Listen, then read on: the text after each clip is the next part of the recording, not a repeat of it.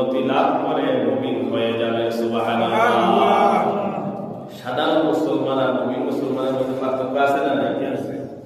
কোন মুসলমান যদি কোরআনকে মানার মতো মানে, কোরআনকে আমল করার মতো আমল করে, আল্লাহ রাব্বুল আলামিন তার দরজাকে দিন দিন বাড়িয়ে দিবেন এবং তাকে মুমিন বান্দাদের খাতায় নাম লিখে দিবেন। সুবহানাল্লাহ।